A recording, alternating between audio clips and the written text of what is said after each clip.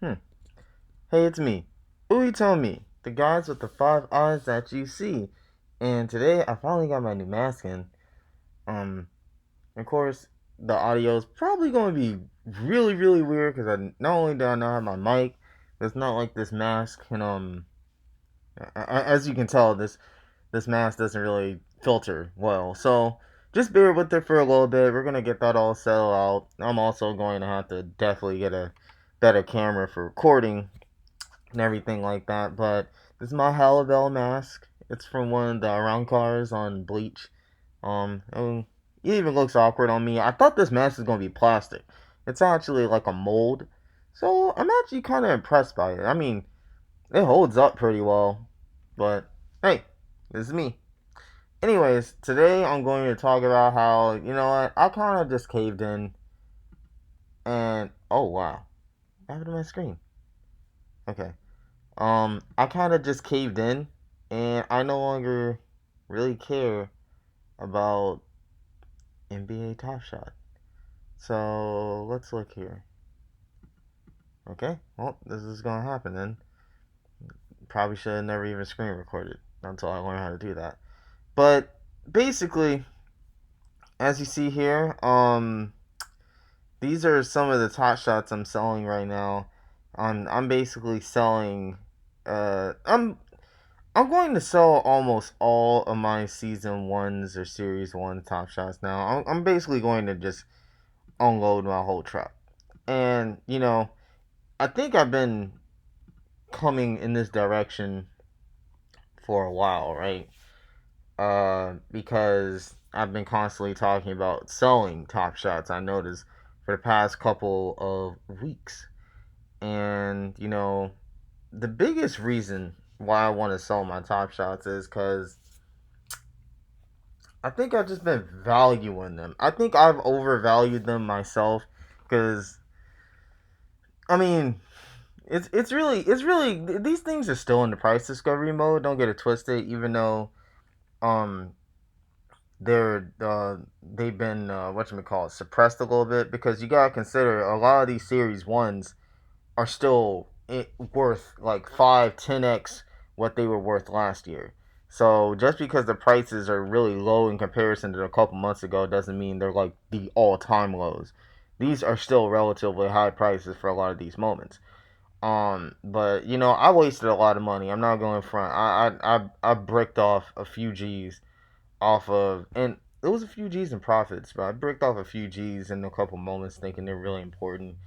And what I really understand now is just kind of like I'm just really not into this like I really thought I was because I'm an investor.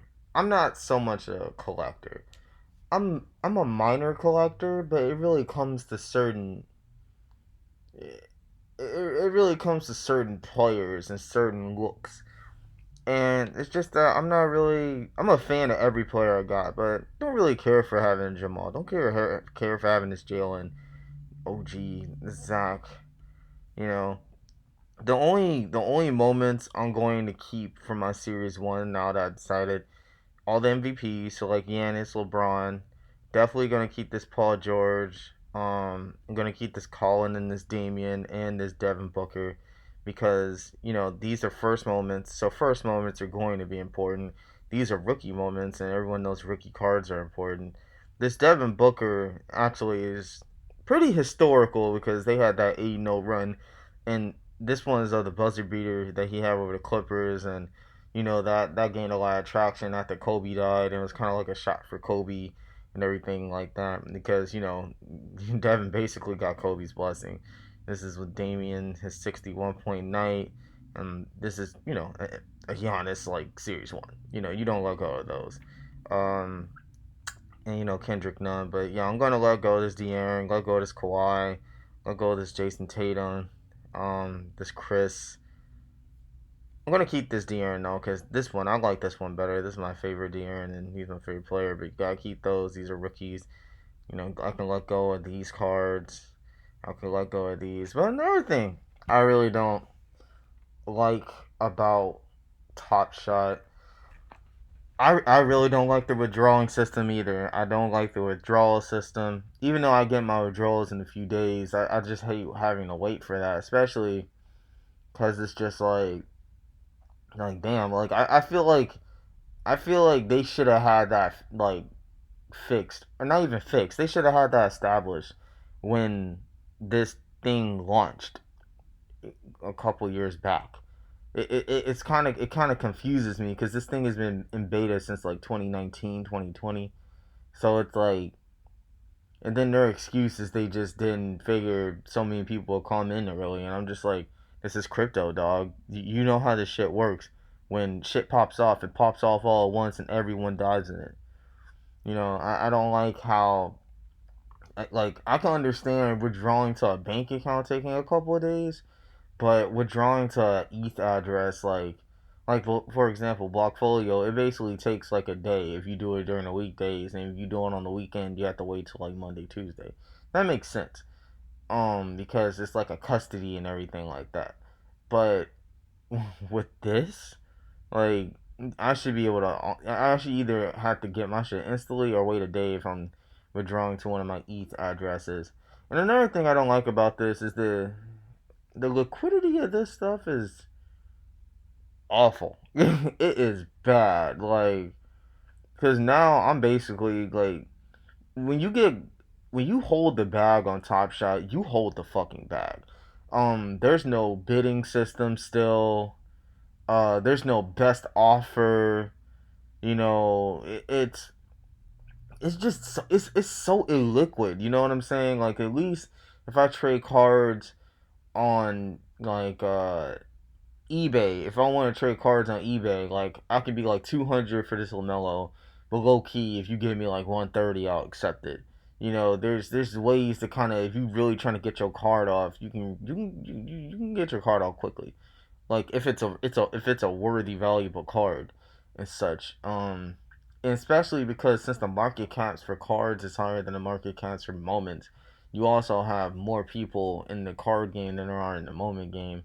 And the thing also is that I feel like right now still, trading NBA cards is more genuine than trading NBA moments. What do I mean by that? I feel like NBA Top Shot is still like 70% people with some NBA knowledge, but mostly in the crypto, and 30% actual NBA collectors and people who like the game. I don't really like the community of NBA Top Shot that much. It's just too crypto snobbish to me. They value almost everything exclusively based on rarity. These people in the Top Shot community think every pack they should get should be able to give them like a solid return just because of what happened a couple months ago. When people in the card community, we already know, like, you get a pack, you should not really expect to have a high return on value. And that's why a lot of the packs in the card community, a lot of packs in hobby boxes are actually overvalued, because you're spending like 2-3 thousand on National Treasures box only to get some mid. It makes no sense. But at the same time, we understand that. These people and all these crypto people do not have any concept of that in this community, and you see them sell all these trash players and hoard them, being like, yeah, it's gonna be great getting these players, you can flip them and everyone wants them. I'm like, bruh, the trash players are the most dangerous players to have because you don't know when they're gonna be in the league or not. um and yeah, and it's just another thing too. Being in the other cryptos is just a smarter play, honestly. And that was my biggest mistake. I should have sold off a couple months ago. I should have reinvested in other cryptos. I'd be killing it right now. But it's just a mistake you just gotta learn. So my strategy going forward from Top Shot, because see, I'm going to sell most of my Top Shots, but I'm not leaving Top Shots because I still believe in the platform. But my plan right here now is LeBron Zion. That's what I'm going to go with. LeBron, Zion, and rookies. Why? Well, let me show you. Okay, I'm on the screen. Let's look up for LeBron James. All right. So here we have LeBron James moments. Now, what do you notice about his Series 2s to me? versus the series ones. Let's just look at the series ones. Okay? As you can see, most of his series ones cost thousands of dollars. But what about his series twos? Now look at these prices on his series twos. Almost all his series twos are under $1,000, with his rarest only being 1,000. LeBron is the most expensive player you can get in general on Top Shot, right? And he honestly has great moments. Like, only a few of his moments is I with like mediocre dunks and stuff. But he has really, really great moments, and he has really expensive moments. Getting LeBron moments is the name of the game of NBA Top Shot, and it makes sense because he is the best player since Michael Jordan. Yeah, I'm gonna say it. That's just how I feel about it. Let's not argue about that. He's the best player since Michael Jordan. Um, and he has a ton of moments that are affordable at this price point right now. Like something to save towards, you know. So my goal with Top Shot is I'm basically going to be going after the LeBrons. And it's kind of tricky to really know which LeBron to get, but I do personally think getting his three pointer is probably the best thing to do because either getting his three pointer or probably getting his All Star, mainly because it's rare. So it's like the lowest one. But like his 3500s eventually they're LEs, and if he's LeBron, they're going to eventually sell out and have they're not going to have a lot of sellers. And another thing to think about getting LeBron on here is the fact that he's going to retire soon. He's 18 years in. I'd say he plays 23 years in the NBA, in my opinion. I think he can do that. But, I mean, realistically, do we see LeBron playing any more than 5 years from now? You know? Like, when he retires, his shit gonna blow. It's going to blow. Okay? And so that's why I think right now he's hyper affordable. Especially his Series 2's base sets. You can really cop a couple of those when he retires. This is definitely going to be over $100. This is definitely going to be over 100. This is probably going to be at 5. This is probably going to be at 2 to 3. Um, 2 to 3 also with these. So I highly predict that for him. And now let's look at Zion. Okay. And so the thing with Xeon too is his stuff is super affordable at this point as well. His stuff is very affordable. It's actually more affordable than I thought. He has a substantial decrease in the cost of his moments that I actually did not see coming recently.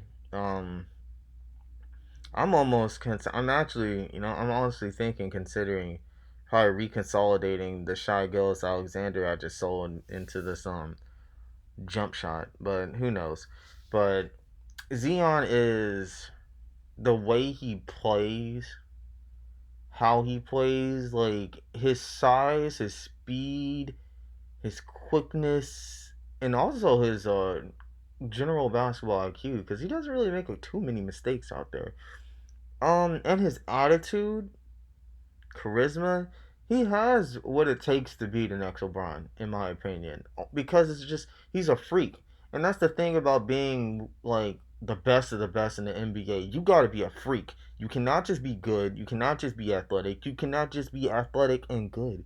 You have to be a freak of nature.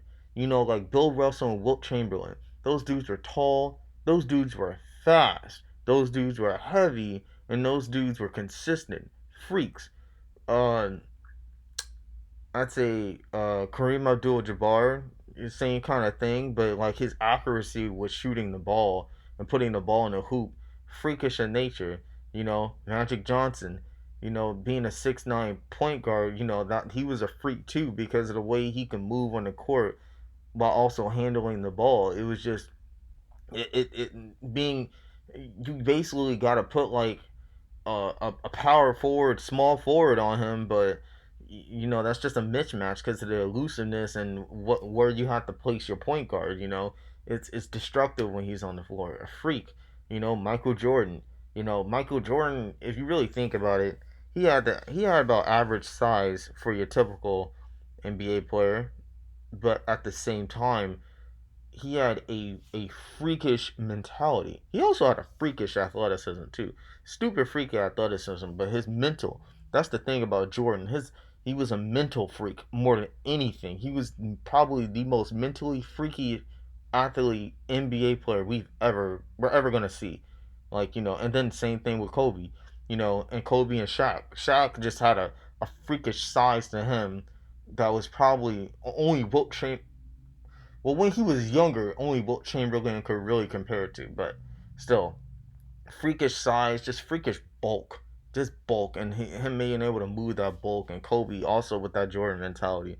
LeBron, basically same thing. LeBron is kind of like if Zion was skinny. That's how I look at him. If Zion was skinny and played point more, um, so Zion has kind of the mold, I think, to be a freak NBA player, and I could like the Greek freak as well.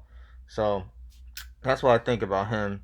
So I feel like he's also worth investing into, mainly because not only does he have rookie moments, which are still substantially expensive, but they are his rookie moments. His rookie cards are pretty expensive regardless.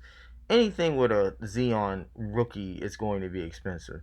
So I don't think that's a bad buy if you got the money. But also a lot of these ones up here, his series twos are his second season moments as well. So they're going to carry a lot more weight than dudes who are in their 10th, 11th, 8th, 7th, 6th seasons, you know? So that's just how I see going forward. So going forward, my strategy is just to buy up LeBrons and Zeons whenever I do, but I'm really just gonna displace everything else I got. I'm gonna just sell it all out. Get some Hydra, get some V Chain. That's just how I feel about it.